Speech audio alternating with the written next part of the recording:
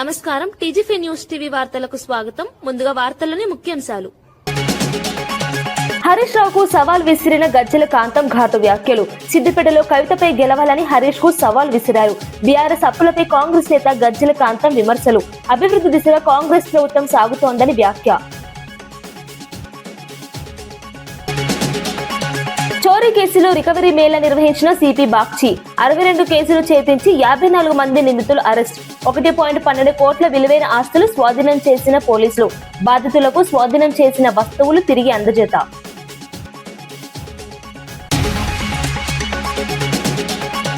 హోంగార్డుల హామీలపై కాంగ్రెస్ ను నిలదీసిన సబిత. పర్మనెంట్ ఉద్యోగుల హామీ ఎందుకు అమలు కాలేదని ప్రశ్న. పెన్షన్, హెల్త్ కార్డులపై ప్రభుత్వం స్పష్టత ఇవ్వాలని డిమాండ్. హోంగార్డులకు వెంటనే న్యాయం చేయాలని సబిత డిమాండ్.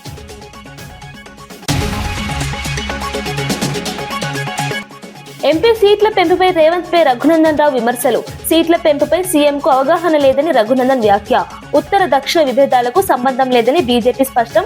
కాంగ్రెస్ ప్రాంతీయ రాజకీయాలు చేస్తోందని రఘునందన్ ఆరోపణ. బస్సుల కొరతపై విశాఖలో ఎస్ఎఫ్ఐ నిరసన ర్యాలీ. విద్యార్థులు తీవ్ర ఇబ్బందులు పడుతున్నారని ఎస్ఎఫ్ఐ ఆందోళన. బస్సుల సంఖ్య పెంచాలని ర్యాలీలో డిమాండ్. సమస్య పరిష్కారం లేకపోతే ఆందోళనలు ఉధృతం హెచ్చరిక. Visakhapatnam police commissioner doctor Shankhabrata Bagchi recovery Mela నిర్వహించారు. ఫిబ్రవరి నెలలో నమోదైన 62 చోరీ కేసులను పోలీసులు ఛేదించినట్లు తెలిపారు. మొత్తం 54 మంది నిందితులను అరెస్ట్ చేశారు. సుమారు 1.12 కోట్ల రూపాయల విలువైన బంగారం, వెండి, నగదు స్వాధీనం చేసుకున్నారు. 301 మొబైల్ ఫోన్లను కూడా రికవరీ చేశారు. ఈ వస్తువులను బాధితులకు తిరిగి అందజేశారు. పోలీసులు వేగంగా స్పందించడం అభినందనీయమని తెలిపారు. ప్రజలు జాగ్రత్తలు పాటించాలని సూచించారు. ఈ చర్యలతో నగరంలో భద్రత పెరిగిందని అధికారులు పేర్కొన్నారు. పట్టుకొని దాదాపు 1 కేజీ 790 గ్రామ్ బంగారము, 6 కేజీలు 140 గ్రామ్ వెండి, క్యాష్ 7,27,500 రూపాయలు, 9 మోటార్ సైకిల్స్, 3 ఆటోలు, 1 మహీంద్రా వ్యాన్, మొబైల్ ఫోన్ 303. మొత్తం ప్రాపర్టీ విలువ 1,12,00,000. విశాఖపట్నంలో ఆర్టీసీ బస్సుల కొరతపై ఎస్ఎఫ్ఐ ఆందోళన చేపట్టింది. విద్యార్థులు తీవ్ర ఇబ్బందులు పడుతున్నారని జిల్లా కార్యదర్శి వెంకటరమణ తెలిపారు. బస్సుల సంఖ్య పెంచాలని డిమాండ్ చేస్తూ గాంధీ విగ్రహం నుంచి రీజనల్ మేనేజర్ కార్యాలయం వరకు ర్యాలీ నిర్వహించారు. గీతం యూనివర్సిటీకి ఇచ్చిన బస్సుల కాంట్రాక్ట్ ను రద్దు చేయాలని డిమాండ్ చేశారు. విద్యార్థుల అవసరాలను ప్రభుత్వం పట్టించుకోవాలని కోరారు. సమస్య పరిష్కారం కాకపోతే ఆందోళనలు ఉధృతం చేస్తామని హెచ్చరించారు. ఈ నిరసనతో విద్యార్థి సమస్యలు మళ్లీ చర్చకు వచ్చాయి. అధికారులు స్పందించాలన్న డిమాండ్ పెరుగుతోంది. ఆర్టీసీ రీజనల్ మేనేజర్ అప్పలనాయుడు హామీతో విద్యార్థులు తమ ధర్నాను విరమించారు.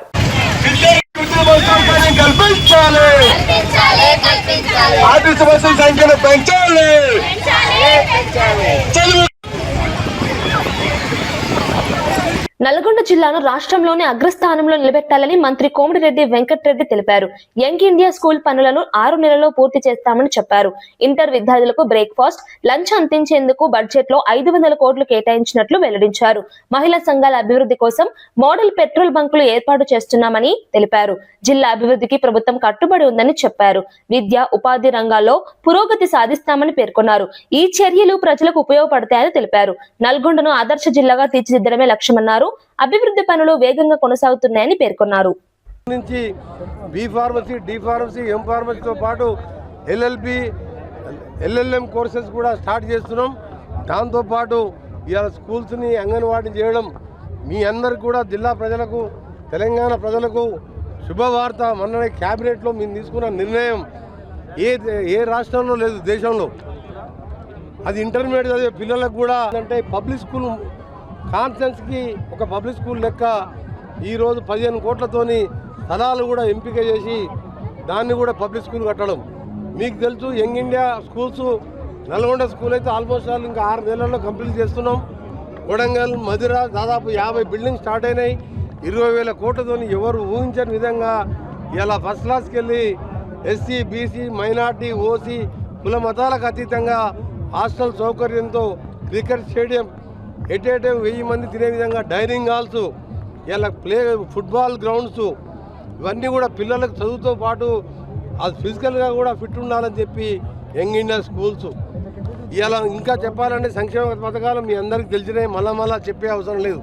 10 ఏళ్ళు రేషన్ కార్డు ఇవ్వకపోతే ఇలా 3,15,00,000 మందికి 17 లక్షల రేషన్ కార్డులు ఇచ్చి పాత రేషన్ కార్డు ఉన్న వాళ్ళకు కూడా సన్న బియ్యం ఇచ్చిన చరిత్ర భారతదేశంలో 50 రూపాయల కిలో బియ్యం ఎక్కడ ఇయ్యరు. ఇలా మహాలక్ష్మి ద్వారా 9,700 కోట్లు ఆర్టీసీకి చెల్లించినాం. ఇలా ఉచిత విద్యుత్ ద్వారా 5,400 కోట్లు ఇలా మేము ఆ ఎలక్ట్రిసిటీ బోర్డుకు చెల్లించినాం. ఇవన్నీ సంక్షేమ పథకాలు అన్నీ చేస్తే ప్రతి కుటుంబానికి 60-70 వేలు సంవత్సరానికి ఆదా చేస్తూ ఇంకా చేయవలసిన కార్యక్రమాలు మహిళల్ని కోటీశ్వరం చేసే విధంగా నల్గొండలో ఒక మోడల్ పెట్రోల్ బంకు ఇప్పటికీ 2 నారాయణపేట మన సంగారెడ్డిలో స్టార్ట్ అయింది. నల్గొండలో 2 నెలల్లో కంప్లీట్ చేస్తానికి కలెక్టర్ గారు ఎప్పుడు కూడా దాని మీద ఫాలోఅప్ చేస్తున్నారు. దీంట్లో మాది 1.5 ఎకర్లో పెట్రోల్ బంక్తో పాటు సూపర్ మార్కెట్ అలానే రెస్టారెంట్ జరిగే బంక్ ఏంటంటే సాగర్ పోయే రోడ్డు, మిర్యాల కూడా పోయే రోడ్డు, కనీసం 50 లక్షల ఆదాయం వచ్చే విధంగా సంఘబంధాలను కూడా ప్రోత్సహిస్తూ నల్గొండ జిల్లాని 450 కోట్లతో లైనింగ్ చేస్తూ అందరు అనుకున్నారు ఎస్ఎల్పిడి కూలిపోయిందని, కొందరు నవ్విండ్రు, కొందరు సంతోషం చేసిండ్రు, కొందరు పండుగలు చేసుకున్నారు. మేము ఏడ్చినాం, 8 మంది చనిపోయినరు, 10 ఏళ్ళు ఇప్పటికే ఆలస్యమైందని ఆ రోజు కొట్లాడి సాధించుకున్న సొరంగ మార్గం 2 రోజులు ఏడిస్తే దాన్ని కూడా మమ్మల్ని దాని మీద కూడా మా మీద కామెంట్ చేసినా మేము ఎక్కడ కూడా మేము భయపడలేదు, బాధపడలేదు. వాళ్ళ పాపాన వాళ్ళ పోతారు అనుకున్నాం. కొత్త టెక్నాలజీతో 65 మీటర్ల పూర్తి అయింది. ఇప్పుడు దాన్ని ఇంకా స్పీడప్ చేసి 28 డిసెంబర్ లోపు. కర్ణాటకలో ఐపీఎల్ టికెట్ల విషయంలో వివాదం చెలరేగింది. ఆర్సీబీ వర్సెస్ ఎస్ఆర్హెచ్ మ్యాచ్ కు మంత్రులు ఎమ్మెల్యేలకు టికెట్లు ఇవ్వలేదని కాంగ్రెస్ ఎమ్మెల్యే కాశప్పనవర్ విజయానంద శివశంకరప్ప ఆగ్రహం వ్యక్తం చేశారు. ప్రభుత్వం నుంచి అన్ని సౌకర్యాలు పొందుతున్న క్రికెట్ అసోసియేషన్ గౌరవం ఇవ్వడం లేదని విమర్శించారు. టికెట్లను బ్లాక్ లో అమ్ముతున్నారని ఆరోపించారు. 5,000 రూపాయల టికెట్ ను 35,000 రూపాయలకు కొనాల్సి వస్తోందని తెలిపారు. ఈ అంశం రాష్ట్ర రాజకీయాల్లో చర్చకు దారితీసింది. క్రీడా సంఘాల పనితీరుపై ప్రశ్నలు తలెత్తుతున్నాయి. టికెట్ వ్యవస్థలో పారదర్శకత అవసరమని అభిప్రాయాలు వ్యక్తమవుతున్నాయి. They are not respecting the MLAs. They are not issuing the tickets. Even they are telling online. Online is all we know. It's all the black market. Like they are taking in the online. Their bookies are there. They are selling it in a black. One ticket which is cost 5,000 rupees. We are buying it for 35,000 rupees. So there is no facilities for the MLAs and ministers. So we requested the government. Opposition leader has raised the issue in the assembly. So I also supported that, and we requested our speaker to take necessary action against them and issue the ticket, minimum 5 tickets for the MLAs, and they have to make a separate sitting arrangement there. We are VIPs. We can't go in the queue and stand there. We went last time. We were standing in the queue. They are sending us in some gallery with the public. It's not going to happen. So they have to have certain respects. So they have to take a necessary action. We requested our Deputy CM. He also promised us he'll solve this problem and get the tickets for us and make a separate statement for us for a sitting arrangement in the stadium. Sir, last week Home Minister had a meeting with the KCA and they have released the guidelines also. Regarding that also they have released. So how do you see that? No. There is no guidelines. They won't listen anybody. They have become that much big. KSA has become that much big because his IPL matches are going. They won't listen to anybody. They are collecting the money and they are enjoying. This is not going to happen. If this is the same thing is going to happen, we are going to fight against it. Vikarabad జిల్లా పరిగి మండలం కాద్లాపూర్ గ్రామంలో భూ సేకరణపై ఉద్రిక్త పరిస్థితులు నెలకొన్నాయి. Industrial park పేరుతో ప్రభుత్వం బలవంతంగా భూములు తీసుకుంటోందని కాంగ్రెస్ సర్పంచ్ పులిందర్ ఆరోపించారు. పార్టీ కోసం పనిచేసిన తమ గ్రామ ప్రజల భూములను లాక్కోవడం అన్యాయమని అన్నారు. ఎమ్మెల్యే రామ్మోహన్ రెడ్డిని కలిసి విజ్ఞప్తి చేసినా స్పందన లేదని తెలిపారు. ఎంఆర్ఓ, ఆర్డీఓ, కలెక్టర్ కు వినతి పత్రాలు ఇచ్చినప్పటికీ పరిష్కారం కాలేదన్నారు. భూములు తీసుకుంటే రైతులు రోడ్డున పడతారని ఆందోళన వ్యక్తం చేశారు. ప్రభుత్వం వెంటనే భూ సేకరణ ఆపాలని డిమాండ్ చేశారు. లేదంటే గ్రామస్తులతో కలిసి ధర్నా చేపడతామని హెచ్చరించారు. ఈ ఘటన స్థానికంగా ఉద్రిక్తతను పెంచింది. స్థానిక ఎమ్మెల్యే రామ్మోహన్ రెడ్డి సార్కి ఒక్కటికి 10 సార్లు ముందు కూడా చెప్పినా, 10 రకాలుగా చెప్పినా, 100 రకాలుగా చెప్పినా అర్థం చేసుకోండి సార్. నా ఊరు ప్రజలు రోడ్డు మీదకి రానియకండి. రోడ్డు మీదకి వస్తే వ్యవహారం మీకు మంచిగా ఉండదు, మాకు మంచిగా ఉండదు. అనేక రకాలుగా సమస్యలు వస్తాయి. దీని పరిష్కారం ఈ కాలాపూర్ కాకుండా, ఈ పరి కాకుండా వేరే కాన్స్టిట్యూన్సీలో కూడా తీసుకుపోయినా మన పరిగి మండల ఎంఆర్ఓకి మెమోరాండం ఇచ్చినాం, ఆర్డీఓకి ఇచ్చినాం, కలెక్టర్కి ఇచ్చినాం. ఇక మిగిలింది ఒక ముఖ్యమంత్రికి తప్ప మాకు ముఖ్యమంత్రి స్థానం మాకు లేదు కాబట్టి మేము ఎక్కడ వరకు వాళ్ళని అక్కడ వరకు పోయినాం. ఈ రోజు ఇప్పటి వరకు కూడా మొన్న డైరెక్ట్ రామ్మోహన్ రెడ్డి సార్ గారు ఇంటికాడ ప్రెస్ మీట్ పెట్టి ఇండస్ట్రీ పార్క్ కోసం మేము అభివృద్ధి కోసం చాలా మెరుగుపరుస్తున్నామని చెప్పి ఎప్పుడైతే ఆయన ప్రెస్ మీట్ పెట్టి చెప్పిండో ఆ రోజే నా ఊరు ప్రజలు మొత్తం తిండి బంద్ చేసి నమ్మకం ఇప్పటికి కూడా తిండి బంద్ చేసి ఆడోళ్ళు మొగోళ్ళు ఎంతో బాధపడుతూ ఉన్నారు. వాళ్ళకు ఉన్నది 1/2 ఎకరా 1/2 ఎకరా 2 ఎకరాలు 1/2 ఎకరా 10 ఎకరాలు 2 ఎకరాలు ఆ ఉన్న ఒకటన్న భూమి పోతున్నారు. ఇక వేరే దిక్కు వాళ్ళకి భూములు లేవు, ఏమీ లేవు. ఇక ఆ గౌటాన్ భూమి కూడా అవుతున్నారు. చేసుకొని బతకనికే ఆధారం లేదు. దీన్ని అర్థం చేసుకోవాలని 1కి 10 సార్లు నేను రామ్మోహన్ రెడ్డి సార్ గారికి చెప్పిన, అమ్మా నేను ఆపుతా, అమ్మా నేను ప్రయత్నం చేస్తా, అమ్మా నేను ఆపుతా అన్నాడు. కానీ ఇప్పటి వరకు కూడా స్పందన లేదు. దయచేసి రాష్ట్రంలో పెట్రోల్, డీజిల్ నిల్వలు పుష్కలంగా ఉన్నాయని civil supplies commissioner Stephen Ravindra స్పష్టం చేశారు. వాహనదారులు వదంతులను నమ్మి అనవసరంగా నిల్వలు చేసుకోవద్దని సూచించారు. నిన్న ఒక్కరోజే 1500 ట్యాంకర్ల ద్వారా సరఫరా చేసినట్టు తెలిపారు. ప్రస్తుతం సుమారు 20,000 కిలోలీటర్ల పెట్రోల్ అందుబాటులో ఉందన్నారు. సరఫరా వ్యవస్థ సక్రమంగా కొనసాగుతోందని చెప్పారు. ఎక్కడా కొరత సమస్య లేదని స్పష్టం చేశారు. ప్రజలు ప్రశాంతంగా ఉండాలని సూచించారు. పరిస్థితిని ప్రభుత్వం నిరంతరం పర్యవేక్షిస్తున్నదని తెలిపారు. ఈ ప్రకటనతో ప్రజల్లో ఉన్న ఆందోళన తగ్గింది. పబ్లిక్ ఎట్లాగా ఇబ్బంది కలగకుండా మనము ఈ సప్లై అన్నది చేస్తా ఉన్నాం. థర్డ్ ఇష్యూ ఒకటి వస్తే పిఎన్జి అంటే pipe natural gas. Pipe natural gas కి సంబంధించి కూడా ఈ డేటా చూడండి. పైప్ న్యాచురల్ గ్యాస్ కూడా మనకి 5 ప్లేయర్స్ ఉన్నారు మనకి దీనిలోని. All are again based in Telangana. ఇప్పుడు Bhagyanagar gas limited Hyderabad operate చేస్తుంది. అట్లానే mega city gas distribution private limited in Rangareddy, Mahabubnagar, Nalgonda and Warangal. అట్లానే టొరెంట్ గ్యాస్ అన్నది సంగారెడ్డి, మెదక్లోని. ఎంఎన్జిఎల్ కూడా మనకి నిజామాబాద్, కామారెడ్డి, మంచిర్యాలలో ఆపరేట్ చేస్తుంది. IOCL also operates in Jagtial and Karimnagar. So ఇక్కడ కూడా మీరు చూశారంటే మనకి పైప్ న్యాచురల్ గ్యాస్ మనకి బోత్ డొమెస్టిక్ కి సప్లై చేస్తుంది. At the same time pipe natural gas is also supplied to industries. So ఇక్కడ చూశారంటే మనకి పైప్ న్యాచురల్ గ్యాస్ మనకి టోటలీ యాజ్ ఆఫ్ నౌ 1,03,000 వరకు మనకి పైప్ న్యాచురల్ గ్యాస్ కనెక్షన్స్ ఉన్నాయి. సో ఇక్కడ మనకి ఈ వాల్యూమ్స్ చూడండి. ఈ పైప్ న్యాచురల్ గ్యాస్ కి సంబంధించి కూడా 5,584 మనకి క్యూబిక్ మీటర్స్ జనరల్లీ వాల్యూమ్ వీళ్ళు సప్లై చేస్తా ఉన్నారు.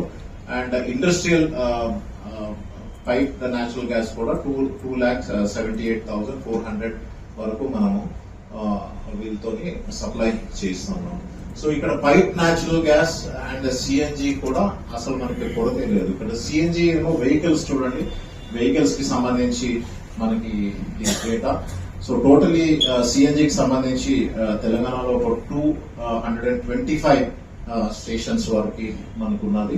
సో యావరేజ్ సేల్స్ చూస్తే మనకి 4,21,000 ఉన్నది. అట్లానే మనకి కరెంట్ సేల్స్ అన్నది ఇప్పుడు చూస్తే 4,19,000 వరకు ఉన్నది. సో ఓవరాల్ గా మనకి గవర్నమెంట్ ఆఫ్ ఇండియాస్ డైరెక్టివ్ ప్రకారం కూడా మనకి ఈ పైప్డ్ న్యాచురల్ గ్యాస్ పిఎన్జి అంటే పిఎన్జిని, సిఎన్జిని రానున్న రోజుల్లోని ఈ వీళ్ళ ఇన్ఫ్రాస్ట్రక్చర్ అంతా కూడా ఎక్స్పాండ్ చేయాలని గవర్నమెంట్ ఆఫ్ ఇండియా డైరెక్టివ్స్ ప్రకారము నిన్న మనము ఒక జియో కూడా ఇష్యూ చేశాము. ఈ జియో ప్రకారము వాళ్ళకి చాలా మటుకు lot of incentives have been given. ఈ ఇన్సెంటివ్స్ ప్రకారము వాళ్ళు రెస్టోరేషన్ ఛార్జెస్ లేకపోతే పర్మిషన్స్ అనే కావచ్చు, ఇవన్నీ కూడా వేవ్ ఆఫ్ చేశాము. పర్మిషన్స్ కూడా 24 hours లో వాళ్ళకి వచ్చే విధంగా అండ్ ఈ పిఎన్జి ఇన్ఫ్రాస్ట్రక్చర్ కూడా క్విక్ గా ఎక్స్పాండ్ చేసే విధంగా ఇవన్నీ మనము ప్లాన్ చేసుకున్నాము. సో ఓవరాల్ గా మనం చూస్తే both for petrol, diesel, then second one is LPG and third one is PNG. ఈ 3 సెక్టర్స్ లోని మనం ఎప్పటికప్పుడు మానిటర్ చేసి కన్సిస్టెంట్ గా ఎప్పుడు మనకి ఈ సప్లై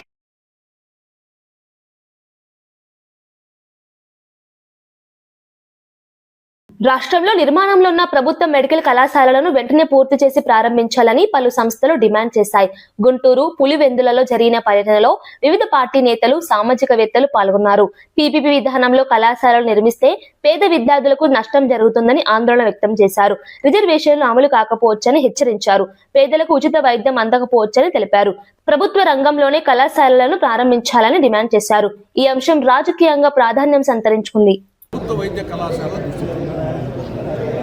కూటమి ప్రభుత్వం అధికారంలోకి రాకముందు గత ప్రభుత్వం 17 ప్రభుత్వ వైద్య కళాశాలను మంజూరు చేసింది. అందులో 6 ప్రభుత్వ వైద్య కళాశాలలు ప్రారంభమయ్యాయి గత ప్రభుత్వం. ప్రస్తుతం ఈ సంవత్సరము పిడుగురాళ్ళ ప్రభుత్వ వైద్య కళాశాలను ప్రారంభించాలని ఈ గవర్నమెంట్ నిర్ణయించింది. ఇక మిగతా 17లో 6 గతంలో 1 ఇప్పుడు అనుకున్నారు. మిగతా 10 ఆ 10లో పులివెందుల, వెనుకొండ, మదనపల్లి, ఆదోని, మార్కాపురం, బాపట్ల, పార్వతీపురం, అమలాపురం, నర్సీపట్నం, పాలకొల్లు ఈ 10 ప్రభుత్వ వైద్య కళాశాలలు కానీ మంజూరు చేయడం జరిగింది. ఇవి ఈ 21 నెలలుగా ఎక్కడ వేసిన గొంగలు అక్కడే సొంతంగా ఉండిపోయింది. ఒక్క పని జరగలేదు. అందులో మన పులిందులకు సంబంధించి ఈ కూటమి ప్రభుత్వము అధికారంలోకి రాకముందు దాదాపు 47 ఎకరాల 58 సెంట్లు, దాదాపు 100-150 కోట్ల రూపాయలు విలువ చేసే భూమిని వచ్చేసి ఈ ప్రభుత్వ వైద్య కళాశాలకు అప్పగించడం జరిగింది.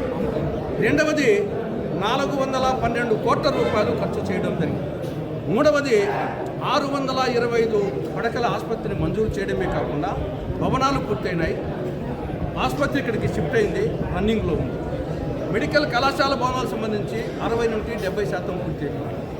ప్రభుత్వ నర్సింగ్ కాలేజీకి సంబంధించి భవనాలు 100% పూర్తయినాయి. క్వార్టర్స్, హాస్టల్స్కు సంబంధించి 60 నుంచి 70% పూర్తయినాయి.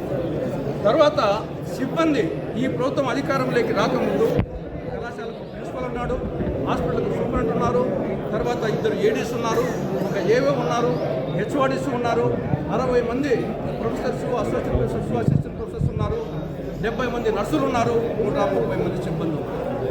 ఈ పరిస్థితిలో కేంద్రం నుండి నేషనల్ మెడికల్ కమిషన్ వాళ్ళు వచ్చి చూసి ఇంద్రభవనాలు అంటే భవనాలు ఉన్నాయి, ఫ్యాకల్టీ ఉంది అని చెప్పి వాళ్ళు క్షేత్రస్థాయిలో పరిశీలించి 2024-25 విద్యా సంవత్సరానికి 50 ఎంబీబీఎస్ సీట్లు కేటాయించారు. 2024 ఆగస్టు 16వ తారీఖు. కానీ ఈ చంద్రబాబు ప్రభుత్వం ఏం చేసింది? ఒక లేఖ రాసింది, భవనాలు పూర్తి కాలేదు, ఫ్యాకల్టీ లేదు, కాబట్టి మేము నడపలేము కాలేజీని, మాకు 50 ఎంబీబీఎస్ సీట్లు వద్దని చెప్పేసి లేఖ రాసింది. ఇది చరిత్రలో ఒక చారిత్రక తప్పిదం. ఇటువంటి పనికి మాలిన ప్రభుత్వం దేశంలో కానీ. బీజేపీ ఎంపీ రఘునందన్ రావు ముఖ్యమంత్రి రేవంత్ రెడ్డిపై విమర్శలు గుప్పించారు. ఎంపీ స్థానాల పెంపుపై ఆయనకు కనీస అవగాహన లేదని అన్నారు. దేశవ్యాప్తంగా అన్ని రాష్ట్రాల్లో 50% సీట్ల పెంపు ఉంటుందని తెలిపారు. దీనికి ఉత్తరాది, దక్షిణాది విభేదాలతో సంబంధం లేదని స్పష్టం చేశారు. మాజీ ప్రధాని పివి నరసింహారావుకు ఢిల్లీలో గౌరవం ఇవ్వలేని కాంగ్రెస్ నేతలు ఇప్పుడు ప్రాంతీయవాదం మాట్లాడడం హాస్యాస్పదమని ఎద్దేవా చేశారు. రాజకీయ ప్రయోజనాల కోసం ప్రజలను తప్పుదారి పట్టిస్తున్నారని ఆరోపించారు. ఈ వ్యాఖ్యలు రాష్ట్ర రాజకీయాల్లో చర్చకు దారితీశాయి. రేవంత్ రెడ్డి కాంగ్రెస్ పార్టీ చేసింది కదా, ఎలక్షన్ కొట్లాడి గెలుగురాబాయ్ అంటే బొంకుడు, మాట్లాడితే ఉత్తరాది దక్షిణాది. ఏం చేసింది కాంగ్రెస్? ఏం చేసింది దక్షిణాది? దేశంకి వెళ్ళి కాక కాంగ్రెస్ కి ఒక ఆయన దక్షిణాదికి వెళ్ళి ప్రధానమంత్రి అయిండు. పాపం పెద్దలు పూజలు ఆయన చనిపోతే ఆయన డెడ్ బాడీని కూడా ఏఐసీసీ ఆఫీస్ కి తీసుకుపోలే. మీరు యాడుండవు ఆ రోజు రేవంత్ అన్న? ఆ రోజు కనవాలే? మరి ఉత్తరాదిలకు 10 ఎకరాలు 20 ఎకరాల సమాధులు కడితే దక్షిణాదికి వెళ్ళిన యొక్క ప్రధానమంత్రికి ఢిల్లీలో ఒక ఘాటు కట్టడానికి చేత కాలేదు మీకు, పీవీ ఘాట్. సిద్దిపేట కాంగ్రెస్ ఇన్ఛార్జి పూజల హరికృష్ణ గాంధీ భవన్ లో మీడియా సమావేశం నిర్వహించారు. హరీష్ రావు తన స్థాయి తెలుసుకోవాలని సూచించారు. సీఎం రేవంత్ రెడ్డిపై పోటీ చేస్తానన్న వ్యాఖ్యలపై స్పందించారు. గత 10 ఏళ్లలో సిద్దిపేటకు ఒక్క ఫ్యాక్టరీ కూడా ఎందుకు రాలేదని ప్రశ్నించారు. రైతు రుణమాఫీపై రాజీనామా చేస్తానన్న హరీష్ ఎందుకు వెనక్కి తగ్గారని నిలదీశారు. కాంగ్రెస్ ప్రభుత్వం వచ్చిన తర్వాతే అభివృద్ధి ప్రారంభమైందని తెలిపారు. ఆయిల్ పామ్ ఫ్యాక్టరీ ఏర్పాటు కూడా అదే భాగమని చెప్పారు. సిద్దిపేట అభివృద్ధికి నిధులు కేటాయించామని పేర్కొన్నారు. ఈ వ్యాఖ్యలు రాజకీయంగా చర్చకు దారితీశాయి. తెలంగాణ సెంటిమెంట్ అడ్డు పెట్టుకొని ఎస్టీలను బీసీలను మోసం చేసి నీ మామను అడ్డు పెట్టుకొని గెలిచొచ్చినోడివి. ఊరు సీఎం రా పోటీ చేస్తాం. సీఎం నువ్వు సీఎం నీ మీద పోటీ చేయవలసిన అవసరం లేదు.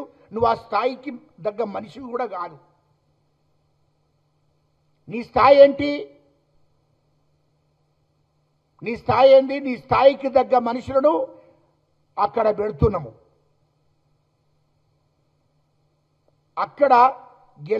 అక్కడ వస్తున్నారు.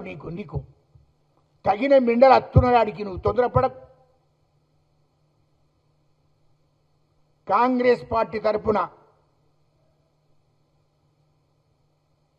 సరి అయిన మొగోనే వస్తాడు. నువ్వు తొందరపడకు. అదే సిద్దిపేటలో పుట్టి పెరిగినటువంటి వాడే నీకు పోటీలో ఉంటాడు. అదేవిధంగా మీ మరదలు కవిత గారు కూడా ఉంటాడు. దమ్ముంటే కవిత గారి మీద గెలిచిరా, అప్పుడు మాట్లాడు నువ్వు అసెంబ్లీలో.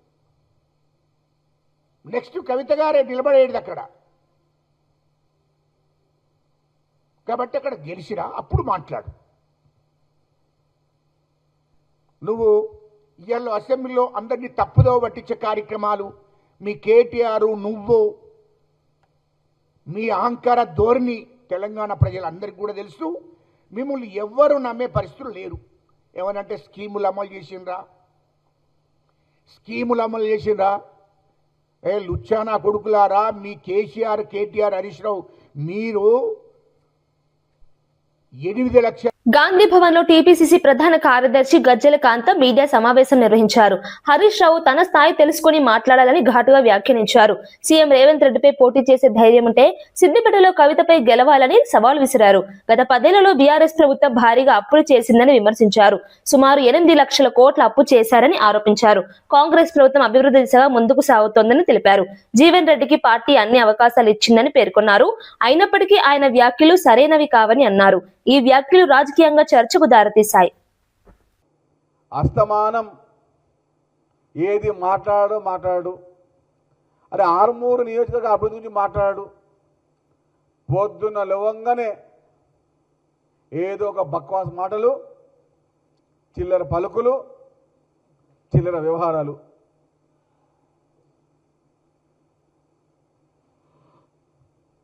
ఒకసారి చెప్తున్నాం,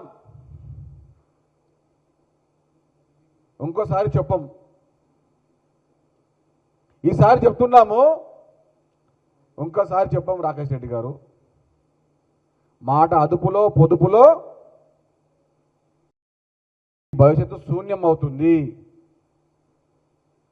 హైదరాబాద్ నగరంలో కాదు కదా, ఆర్మూర్లో కూడా తిరగలేరు. హైదరాబాద్ నగరంలో కాదు, ఆర్మూర్లో కూడా తిరగలేవు. ఇది మాత్రం పక్కా. ఇందిరాగాంధీ గారి గురించి మాట్లాడే స్థాయి నీది కాదు, ఆ స్థితి కూడా నీది కానే కాదు. ఖబర్దారని చెప్తున్నాం. మాటలు జాగ్రత్తగా రాని.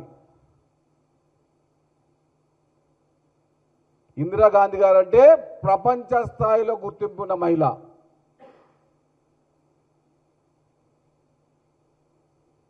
చిల్లరగా మాట్లాడతాం, ఇట్లనే మాట్లాడతాం అని మాట్లాడితే మేము కూడా నీకన్నా మించి మాట్లాడగలం. మాట్లాడితే వినే శక్తి, స్థామత మీకు ఉండాలి. ఆ విషయాన్ని మర్చిపోకండి. కనీసం మహిళల పైన కూడా గౌరవం లేని అజ్ఞానులు ఎమ్మెల్యే, బీజేపీ ఎమ్మెల్యేలు. కనీస గౌరవం. ఇంట్లో అక్కన చెల్లెన అందరూ ఉంటారు కదా, మన కుటుంబంలో మహిళలు లేరా? ఇది నా మాట్లాడేది. ఖబర్దారని చెప్తున్నాం. నోరు అదుపులో పెట్టుకొని చెప్తున్నాం. ఆరుమూరు గల్లీల్లో, ఆరుమూరు గ్రామాలకు తిరగలేని చెప్తున్నాం. బీసీల సంక్షేమంపై కాంగ్రెస్ ప్రభుత్వం హామీలు నిలబెట్టుకోలేదని మాజీ మంత్రి తలసాని శ్రీనివాస్ యాదవ్ విమర్శించారు. ప్రతి బడ్జెట్ లో 20,000 కోట్లు కేటాయిస్తామని చెప్పి మోసం చేశారని ఆరోపించారు. కామారెడ్డి డిక్లరేషన్ పేరుతో బీసీలను తప్పుదారి పట్టించారని అన్నారు. మొదటి ఏడాది 800 కోట్లు ఖర్చు చేస్తామని చెప్పి అమలు చేయలేదని తెలిపారు. రెండో ఏడాది భారీ నిధులు కేటాయించినప్పటికీ ఖర్చు తక్కువగా ఉందని విమర్శించారు. బీసీలు ఈ విషయాలను గమనిస్తున్నారని చెప్పారు. రాబోయే ఎన్నికల్లో కాంగ్రెస్ కు గుణపాఠం చెబుతారని హెచ్చరించారు. ఎవరన్నా బీసీలకు ద్రోహి అంటే అది కాంగ్రెస్ ప్రభుత్వమే. ఆ రోజు బీసీ సబ్ ప్లాన్ పెడతామని చెప్పి అదే విధంగా సంవత్సరానికి 20,000 కోట్ల రూపాయలు ఇస్తామని చెప్పినటువంటి ప్రభుత్వం వీరి ఒక మోసపూరితమైనటువంటి హామీ 42% రిజర్వేషన్లు ఇస్తామని అదొక డ్రామా నడిపించారు. అదే విధంగా ప్రతి సంవత్సరం 20,000 కోట్ల రూపాయలు ఇస్తామని చెప్పి మొదటి సంవత్సరం 9,000 కోట్లు ఆల్రెడీ అంకల గారడి అని చెప్పి ఫైనాన్స్ మినిస్టర్ గారు చెప్తా ఉంటారు. మాది అంకల గారడి కాదు, వాస్తవికంగా ఇచ్చేటువంటి బడ్జెట్ అని చెప్పి. కానీ మొదటి సంవత్సరం వాళ్ళు ఖర్చు పెట్టింది మరి 800 కోట్ల రూపాయలు. అదే విధంగా రెండో సంవత్సరం 11,000 కోట్ల రూపాయలు కేటాయింపులు చేసి అందులో ఖర్చు పెట్టింది కూడా 3,000 కోట్ల రూపాయలే. మరి ఈ విధమైనటువంటి మోసాలు చేయడమే కాకుండా మా వాళ్లకు కాంట్రాక్ట్లు ఇస్తామని చెప్పారు, అది ఒక మోసం. బీసీలని స్వాతంత్రం వచ్చినప్పటి నుంచి మోసం చేసినటువంటి కాంగ్రెస్ ప్రభుత్వానికి బుద్ధి చెప్పే రోజులు ఆసన్నమైనని చెప్పి నేను ఈ సందర్భంగా తెలియజేస్తా ఉన్నాను. ఈ రోజు సమాజంలో 50% పైన ఉన్నటువంటి బీసీలకు మరి ఆ రోజు డెడికేషన్ కమిషన్ అని, జీవోలని, ఆర్డినెన్స్లని మరి కేంద్రంలో అక్కడ ఢిల్లీలో వెళ్లి జంతర్ మంతర్ దగ్గర ఒక సర్కస్ నడిపించినటువంటి కాంగ్రెస్ మరి ఈ రోజు రాష్ట్ర వ్యాప్తంగా ఉన్నటువంటి బీసీలు మరి రోడ్ల మీదకి వచ్చేటువంటి రోజులు ఆసన్నమైనవి అని చెప్పి నేను ఈ సందర్భంగా తెలియజేస్తూ తప్పకుండా రాబో రోజుల్లో ఈ కాంగ్రెస్ ప్రభుత్వాన్ని బీసీలే బొంద పెడతారని చెప్పి నేను ఈ సందర్భంగా తెలియజేస్తా ఉన్నాను. మీకు హామీలు ఇవ్వమని చెప్పిండి ఎవడు, మమ్మల్ని మోసం చేసి ఓట్లు వేయించుకొని ఈ రోజు మరి అనేకమైనటువంటి సందర్భాలలో మరి మమ్మల్ని కించపరిచే విధంగా మొన్న లోకల్ బాడీ ఎలక్షన్ లో జనరల్ స్థానాలలో కూడా బీసీలు గెలిచినటువంటిది అది దేనికి సంకేతం ఒకసారి గుర్తుంచుకోవాల్సినటువంటి అవసరం ఉంది. కాబట్టి ఆ రోజు కేసీఆర్ గారి ప్రభుత్వంలో మరి అనేకమైనటువంటి కార్యక్రమాలు మాకు గురుకుల పాఠశాలలు 19 ఉంటే 320. వార్తలు ముగించే ముందు ముఖ్యాంశాలు మరోసారి. హరీష్ రావుకు సవాల్ విసిరిన గజ్జెల కాంతం ఘాటు వ్యాఖ్యలు. సిద్దిపేటలో కవితపై గెలవాలని హరీష్ కు సవాల్ విసిరారు. బీఆర్ఎస్ అప్పులపై కాంగ్రెస్ నేత గజ్జెల కాంతం విమర్శలు. అభివృద్ధి దిశగా కాంగ్రెస్ ప్రభుత్వం సాగుతోందని వ్యాఖ్య. చోరీ కేసులో రికవరీ మేళా నిర్వహించిన సిపి బాగ్చి. 62 కేసులు ఛేదించి 54 మంది నిందితులు అరెస్ట్. 1.12 కోట్ల విలువైన ఆస్తులు స్వాధీనం చేసిన పోలీసులు. బాధితులకు స్వాధీనం చేసిన వస్తువులు తిరిగి అందజేత.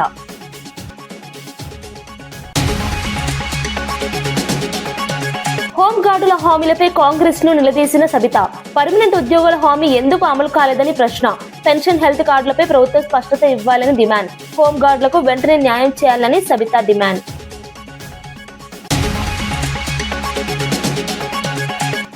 ఎంపీ సీట్ల పెంపుపై రేవంత్ పై రఘునందన్ రావు విమర్శలు. సీట్ల పెంపుపై సీఎంకు అవగాహన లేదని రఘునందన్ వ్యాఖ్య. ఉత్తర దక్షిణ విభేదాలకు సంబంధం లేదని బీజేపీ స్పష్టం. కాంగ్రెస్ ప్రాంతీయ రాజకీయాలు చేస్తోందని రఘునందన్ ఆరోపణ. బస్సుల కొరతపై విశాఖలో ఎస్ఎఫ్ఐ నిరసన ర్యాలీ. విద్యార్థులు తీవ్ర ఇబ్బందులు పడుతున్నారని ఎస్ఎఫ్ఐ ఆందోళన. బస్సుల సంఖ్య పెంచాలని ర్యాలీలో డిమాండ్. సమస్య పరిష్కారం లేకపోతే ఆందోళనలు ఉధృతం హెచ్చరిక. ఇవి ఈనాటి వార్తా విశేషాలు. మరో బులెటిన్లో మళ్ళీ కలుద్దాం. నమస్కారం.